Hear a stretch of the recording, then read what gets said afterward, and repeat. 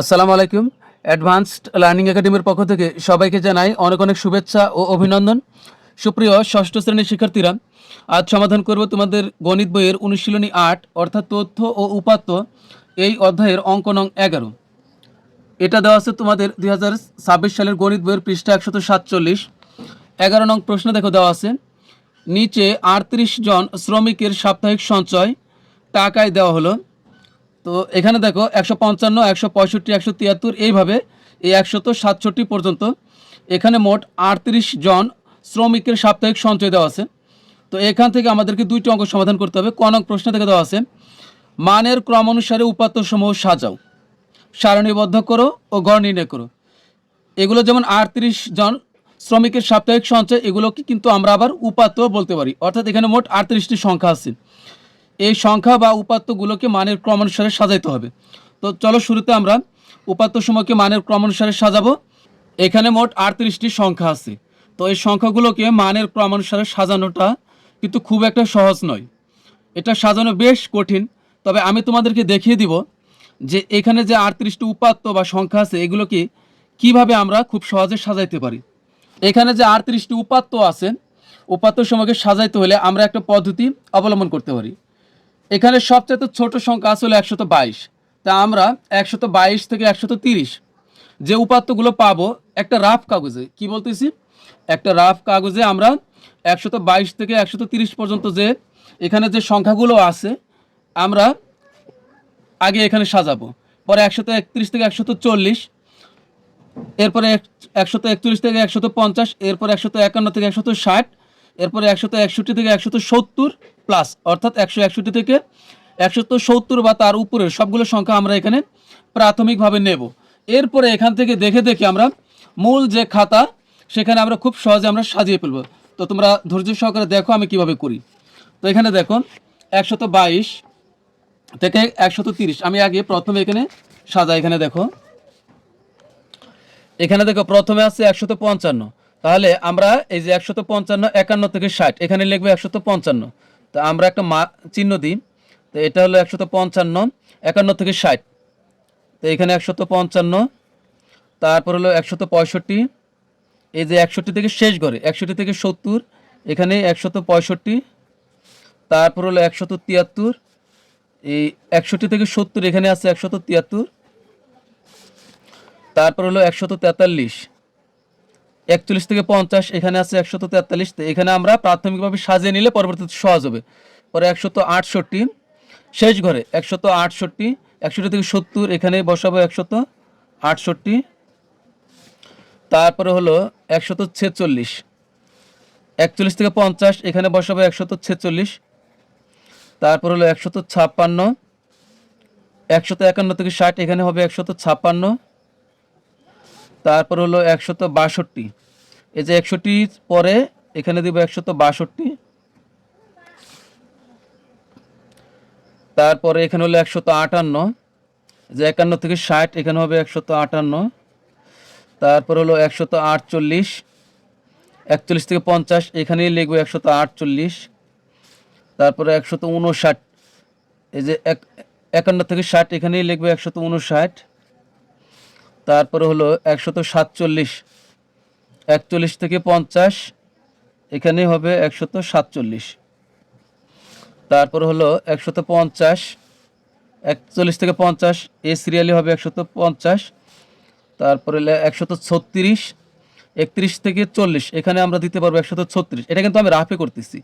তারপর হলো ১৩২, ৩১ থেকে ৪০ এখানে হবে ১৩২, তারপর হবে ১৫৬, ১৫১ থেকে ১৬০ এখানে হবে ১৫৬, তারপরে হলো ১৪০, এই যে ৩১ থেকে ১৪০ এখানে দিব ১৪০, তারপর হলো ১৫৫, ১৫১ থেকে ৬০ এখানে দিব ১৫৫,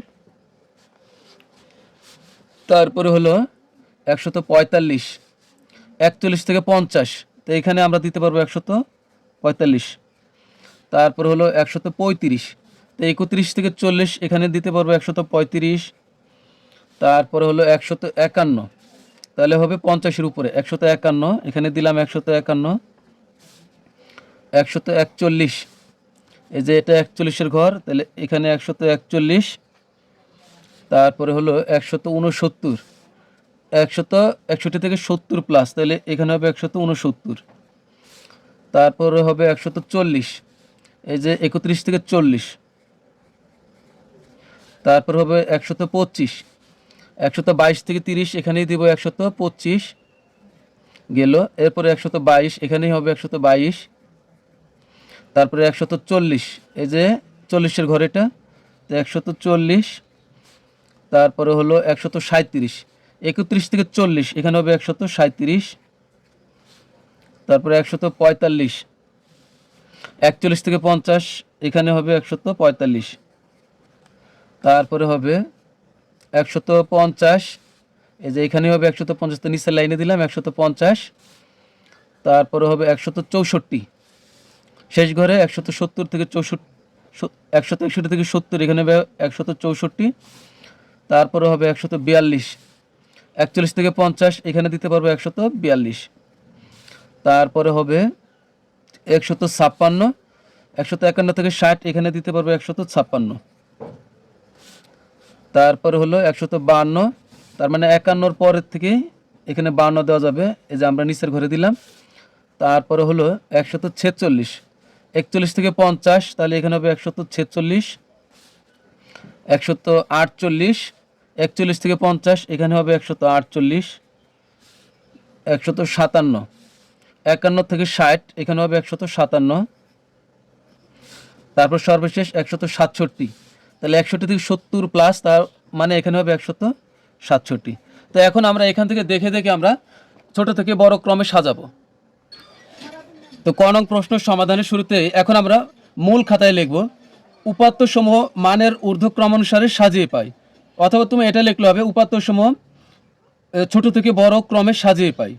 তো এখানে আমরা এখন তো এখানে দেখো সবচেয়ে ছোট সংখ্যা, এখানে কত 122 থেকে 30, তো এখানে আমরা সবচেয়ে ছোট হলো 122, তো এখানে আমরা নেব 122, তারপর হলো 125, এই 125, এরপরে আমরা 25-এর পরে যাব আরেকটু বড় দিকে, কারণ 31 থেকে 40, তো এখানে 25-এর পরে কি আছে আমরা দেখব 36, 32, 31 নাই, তাহলে এখান থেকে নেব 32, 32, তারপরে নিতে পারবো 35 আর 36, তাহলে 32, 35, 36, মানে এখন এখান থেকে আমরা একটু সাজিয়ে নিব, তাহলে এখানে হবে 132, 135, একটি যদি দুইবার থাকে দুইবার, তিনবার থাকলে তিনবারই নিতে হবে, 35 আর হলো 136, তো আমরা যেটা নিব এটা আমরা গোল দাগ দিয়ে আলাদা করে ফেলবো।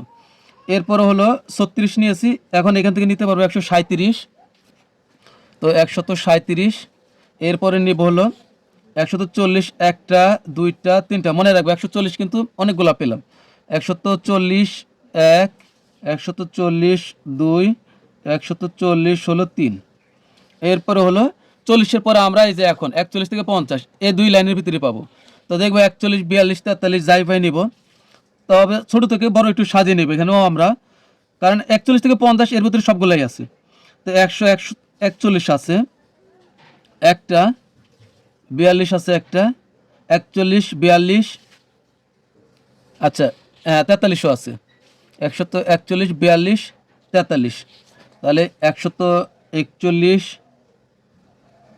142, 143, হ্যাঁ 41, 42, 43, এখন দেখি 43 আরও আছে কিনা, 43 নাই, 44ও নাই, তো এখন আমরা নিতে পারবো 145 আছে, 46 আছে, তো 145 দেখি কয়টা আছে, 145 একটা, 145 একটা, দুইটা, 145 হলে দুইটা, তো 145 একটা, 145 একটা, দুইটা নিলাম, এরপরে এখানে 45-এর পরে দেখি 46 আছে কিনা, 46 একটা, দুইটা, 46 হলো মোট দুইটা,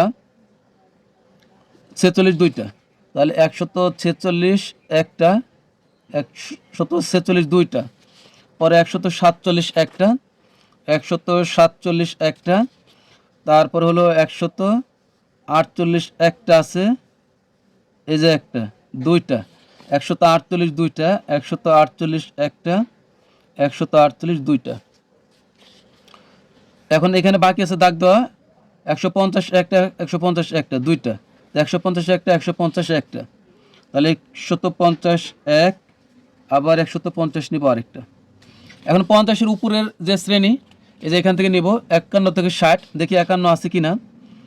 51, হ্যাঁ 51 আছে, যে 151, 51, 51, এই যে 52 আছে একটা, তাহলে 151 একটা, 152 একটা।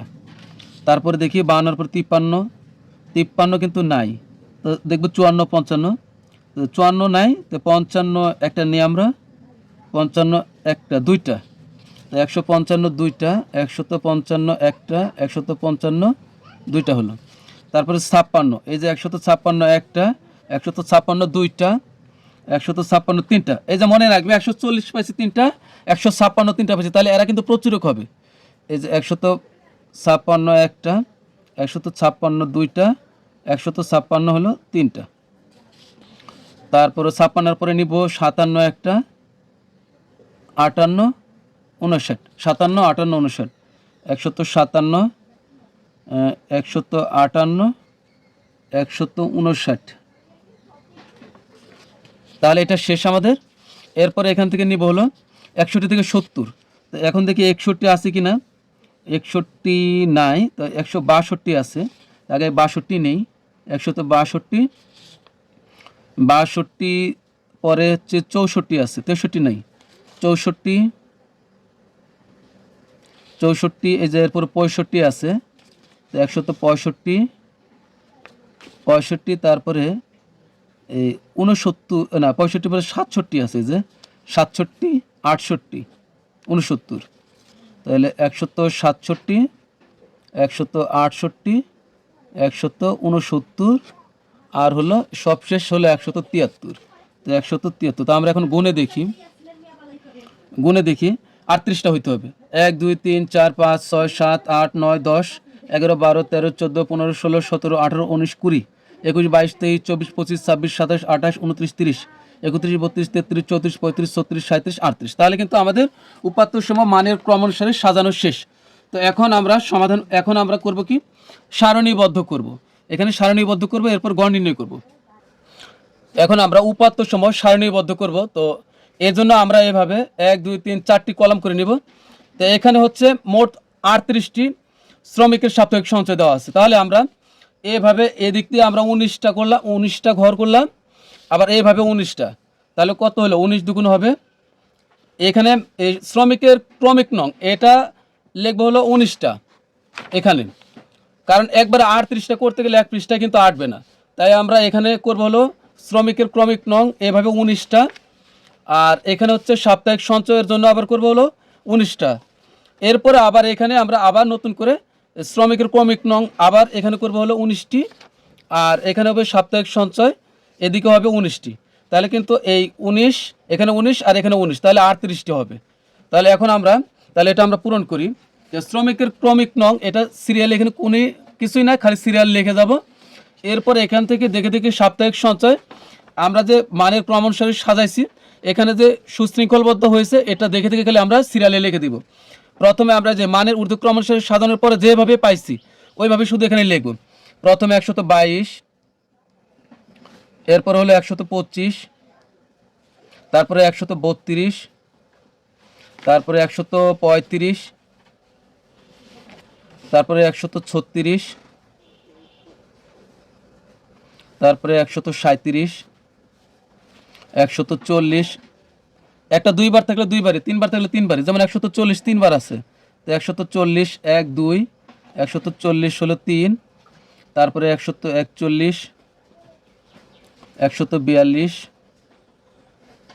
143, 145, 145 দুইটা, তারপরে 146, 146 দুইটা, 147, 148 দুইটা, 148 একটা, 148 একটা হলো দুইটা। তো এখানে আমার কিন্তু 19টা হয়ে গেল। তো এখন আবার নতুন করে আমি সিরিয়াল দিয়ে এখান থেকে 20, 20, 21, 22, 23, এভাবে আমরা সবগুলোই লিখব। এরপরে হবে 20 নম্বর সিরিয়ালে, এইভাবে যদি আমরা সিরিয়ালে গণি 20 নম্বরে গিয়ে পড়বে হলো 150। এখানে হবে 150, আবার 150, 151, 152, 155, 155, 156 একটা, 156 দুইটা, 156 হবে তিনটা, তারপর হবে 157, 158, তারপর হলো 159, 162, তারপর হলো 164, 164, পরে 65, 165, পরে 67, 68, 167,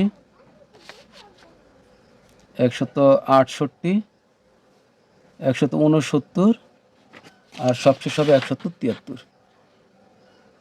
তো এটা কিন্তু আমাদের সারণীবদ্ধ হয়ে গেল।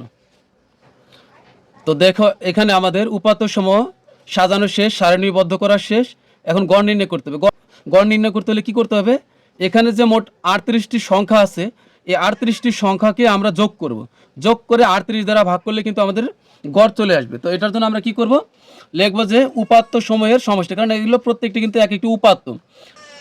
তুমি যদি চাও এখানে লিখবে উপাত্তসমূহের যোগফল বা উপাত্তসমূহের সমষ্টি, যাই লেখো তাই সঠিক। তো এরপর আমরা প্রত্যেকটা আমরা এই যে এখানে যে বইয়ে যে বা প্রশ্নপত্রে যে নম্বরগুলো দেওয়া থাকবে, প্রশ্নপত্রে যে সংখ্যাগুলো দেওয়া থাকবে, এগুলো আমরা প্রত্যেকটা যোগ করে দিব। যোগ দিয়ে দিয়ে লিখবো। সবশেষে আমাদের হবে এখানে 5681। তো এখানে আমাদের মোট উপাত্ত হলো কয়টি? মোট উপাত্ত হলো 38টি। তো সুতরাং গড়, তো সুতরাং লিখবো যে সুতরাং গড়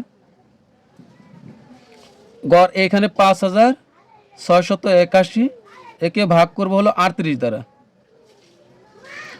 ভাগ করলে হবে 149.5। তো এখানে আমরা দেখব অঙ্কটি কি ব্যাপারে। এখানে কিন্তু টাকায় দেওয়া আছে, এজন্য কিন্তু আমরা এখানে টাকা লিখবো। যদি বয়সের অঙ্ক হতো তাহলে কিন্তু এখানে বছর লিখতে হইতো। যদি পরীক্ষার নম্বরের কোনো অঙ্ক হইতো তাহলে কিন্তু এখানে আমরা নম্বর লিখে দিতাম। তাহলে যেহেতু এখানে টাকার অঙ্ক, তাহলে এখানে আমরা টাকা লিখে দিব। তো এটা কিন্তু আমাদের ক নং প্রশ্নের সমাধান শেষ। তো এখন আমরা সমাধান করবো হলো খ নং প্রশ্নের উপাত্ত সময়ের মধ্যক। তো আমরা জানি মধ্যক নির্ণয় করতে হলে কিন্তু এখানে যে উপাত্তগুলো আছে এগুলোকে সাজাইতে হবে, ছোট থেকে বড় অথবা বড় থেকে ছোট, যে কোনো একভাবে হোক সাজাইতে হবে। তো আমরা কিন্তু ক নং এ কিন্তু এর মধ্যে সাজাইছি, যে প্রথমেই কিন্তু আমরা সাজাইছি উপাত্ত সমূহ মানের ঊর্ধ্বক্রমানুসারে বা ছোট থেকে বড় ক্রমে আমরা সাজাইছি। তো এখান থেকে কিন্তু আমরা মধ্যক বের করতে পারবো। তাহলে খ নং এর মধ্যক নির্ণয় করতে পারবো আমরা ক নং এ যে ভাবে সাজানো আছে ওই সাজানো থেকে আমরা মধ্যকটা বের করে দিব। তা আমরা খ নং প্রশ্নের শুরুতেই লিখব যে ক হতে প্রাপ্ত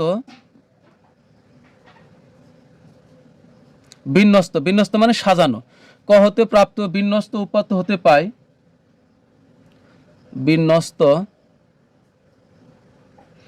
বিন্যস্ত উপাত্ত হতে পায়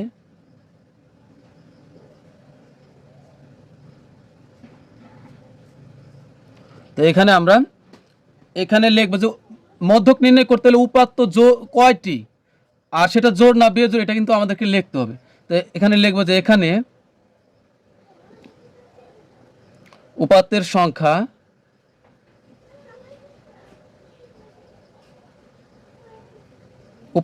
হলো 38। কত? উপাত্তের সংখ্যা, তাই একটি কমা দিয়ে আমরা লিখব উপাত্তের সংখ্যাকে সমষ্টিকে আমরা n দ্বারা প্রকাশ করি। উপাত্তের সংখ্যা, এরপর কমা দিয়ে লিখবে n, উপাত্তের সংখ্যা n সমান 38। এখন এটা কি জোড় না বিয়োগ? 38 জোড়, তাহলে লিখবো যা, এরপর কমা দিয়ে লিখবো যা জোড় সংখ্যা। এখানে জোড় না বিয়োগ এটা এই কারণে লিখতে হবে, কারণ এখানে জোড় উপাত্তের সংখ্যা যদি জোড় হয় তাহলে কিন্তু এক উপাত্তের সংখ্যা জোড় হলে একরকম সূত্র হবে, আর বিজোড় হলে এখানে যদি 38 না 39 বা 21 হতো তাহলে কিন্তু সূত্রটা হতো অন্যরকম সূত্র। তাহলে জোড়ের জন্য যে সূত্র আমরা সেই সূত্র লিখব।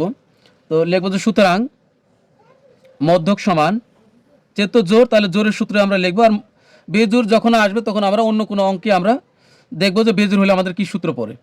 তো সুতরাং মধ্যক সমান n বাই 2তম পদ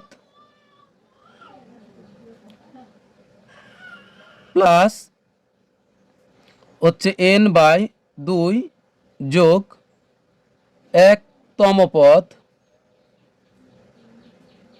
এরপরে হচ্ছে ডিভাইডেড বাই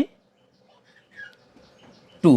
তো n বাই 2তম পদ প্লাস n বাই 2 প্লাস 1তম পদ, যেহেতু এখানে সংখ্যাগুলো 1 2 এগুলো বাংলায় দেওয়া আছে, জন্য বাংলায় দিলাম। আর এই একটি সূত্র মুখস্থ করলে কিন্তু নবম দশম অষ্টম সব শ্রেণীতে সপ্তম একই সূত্র কিন্তু। তাহলে এখন এখানে আমরা লিখব, এখন মানগুলো আমরা বসাই এখানে। n এর মান কত? এই যে n এর মান হচ্ছে 38, তাহলে এখানে লিখব 38 আর নিচে হবে 2তম পদ প্লাস n এর মান হচ্ছে 38 বাই হচ্ছে 2তম পদ যোগ 1, এরপরে ব্র্যাকেট দিয়ে লিখব হচ্ছে তম পদ,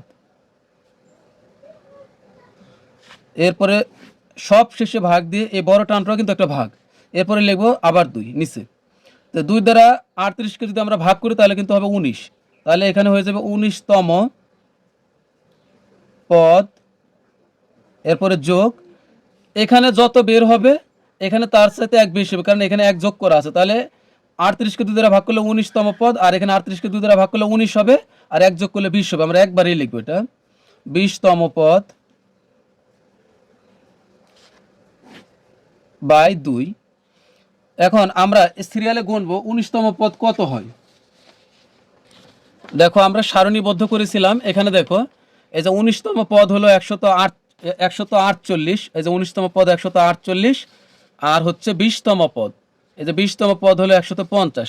অথবা তুমি দেখো ক নঙে আমরা উপাত্ত সময় কিন্তু মানের ঊর্ধ্বক্রম অনুসারে সাজাইছিলাম, এখান থেকে তুমি যদি এভাবে গুনে যাও 1 2 3 4 5 6 7 8 9 10 11 12 13 14 15 16 17 18 19, এই যে 19তম পদ হলো 148 আর 20তম পদ হলো 150। তার মানে এই দুইটা যোগ, এই যে 19তম পদ হলো 148, তো এখানে হবে 148, আর এখানে কিন্তু আর তম পদ লেখা যাবে না। যখন আমরা মান বসিয়ে দিব, যততম পদ তার মান যখন আমরা এখানে বসিয়ে দিব তখন কিন্তু আর তম পদ লেখা যাবে না, তাহলে হবে 148 যোগ 20তম পদ হলো 150, তাহলে এখানে হচ্ছে 2। তো এবার 148 আর 150 যদি আমরা যোগ করি তাহলে কত হবে? এই 150 150 যোগ করলে হয় 300, আর যেহেতু এখানে 2 কম আছে তাহলে কত হবে? 298, তাহলে এখানে হবে 298 আর নিচে হবে 2। তো 2 দ্বারা 298কে ভাগ করলে হবে 149, 149। তো এটা হলো আমাদের মধ্যক। তো খ নঙে আমাদের মধ্যক বের হলো 149। তো এখন আমরা সর্বশেষ বের করব হলো প্রচুরক নির্ণয় করব। এখন আমরা প্রচুরক নির্ণয় করব।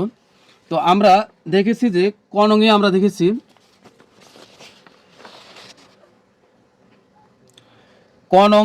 ক নঙে যখন উপাত্ত সময় মানের ক্রমানুসারে সাজিয়েছিলাম, সেখানে দেখো আমি আগেই বলেছিলাম, দেখো 140 একবার আছে, 2 বার, 3 বার, এরপর 156 ছিল 3 বার, এই 156 1 2 3, মানে 140 আর 156 এই দুইটি সংখ্যা সবচেয়ে বেশি সর্বাধিক 3 বার করে আছে।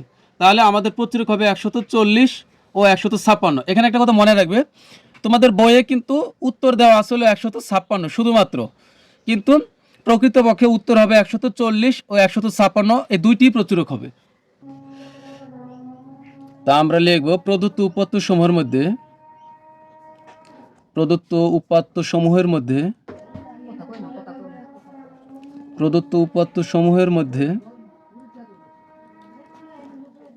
140 ও 156 সংখ্যা দুটি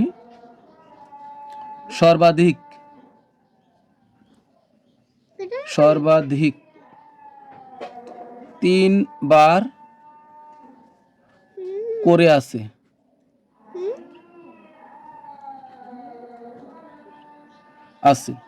সুতরাং নির্ণয় প্রচুরক।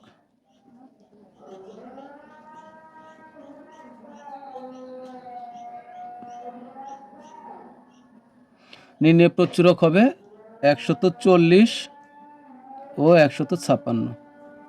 তো এটাই কিন্তু আমাদের উত্তর। তো প্রিয় শিক্ষার্থীরা, আজকের মতো আমাদের ক্লাস এখানেই শেষ। সবাই ভালো থাকবে, সুস্থ থাকবে। আল্লাহ হাফিজ।